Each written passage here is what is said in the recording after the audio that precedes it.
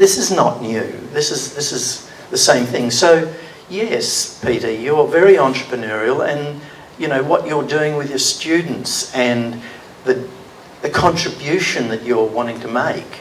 It's very entrepreneurial and it's fearless. And I read your article about that.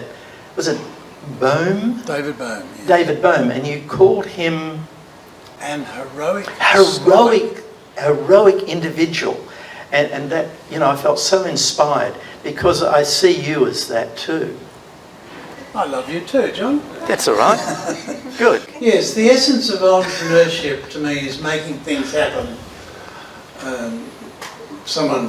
Who was the politician who said the only problem with the French is that they don't have a word for entrepreneurship? Yeah. I don't know why I thought of that, but it makes me laugh.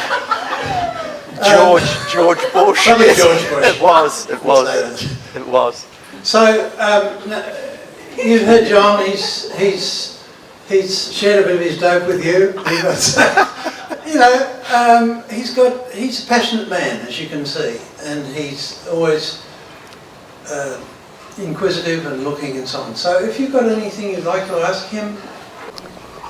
John, yes, I can see you through there. I haven't read your book. I said too. Yet, but I would like to. But I really resonate what you spoke about in terms of in the unknown, there is possibility. It really landed very comfortably and softly with me, and it resonates.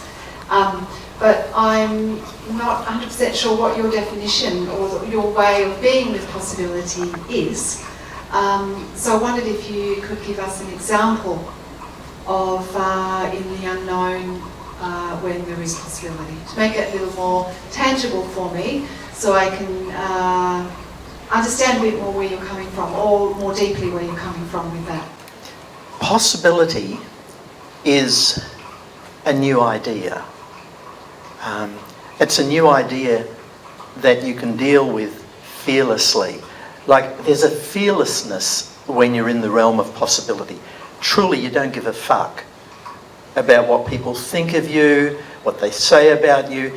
You know that it's none of your business.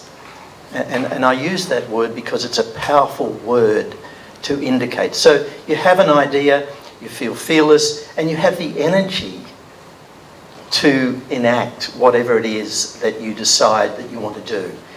And, you know, whether it's painting, doing a painting, or creating a poem, or writing a book, or talking to people, you just are free. You're free to be your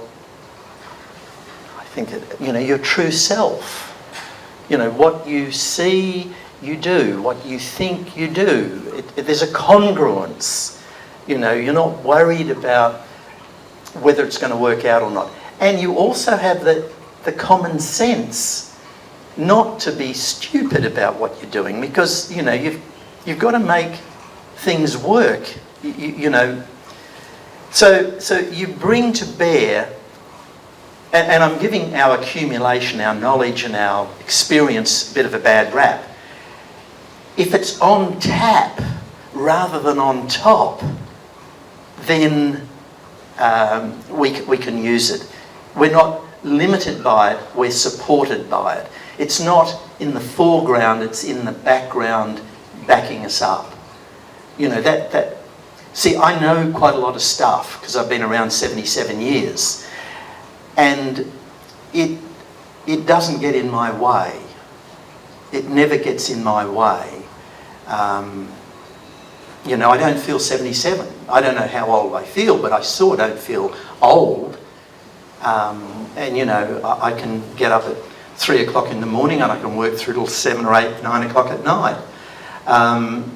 So I have that energy. You have a lot of energy when you see possibility.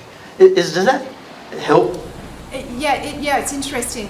I'm also really interested in how you distinguish between possibility in the unknown and not in the known. And I've got more of a sense of where you're coming from. But well, to be in the unknown is that you suddenly have a new idea, a fresh idea, an original thought, Now, maybe it's not, it's original to you, it mightn't be original to someone else, they may have already had that thought, but it's an original thought. You can't get an original thought in the known, because you're just repeating history, you're just repeating what you already know. So the unknown is where you have an original thought, and to achieve that, it's like, I can't get rid of all of the stuff that I think that I know. I mean, I've got 77 years of accumulation, but I don't take it seriously. It's not in my way. See, unfortunately for most people, what they know gets in their way.